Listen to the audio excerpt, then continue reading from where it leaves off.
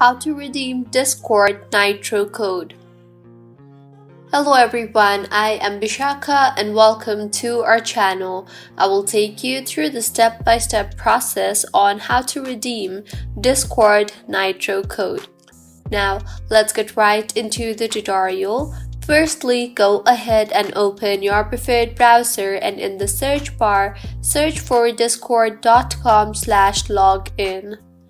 In the interface that you will be led to, go ahead and sign yourself in using your login credentials. Once signed in, tap on the settings button or the gear-like icon you see there. Scroll down and you will see the option for gift inventory under Billing Settings tab. Tap on that. You will then be led to the interface from where you can redeem your code.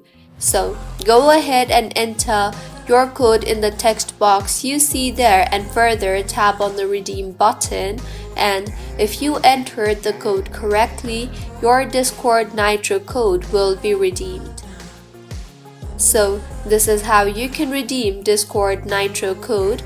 If you found the video helpful, smash that like button, comment if you have any queries, and be sure to subscribe to our channel Login Shines for similar helpful tutorials. See you on the next one.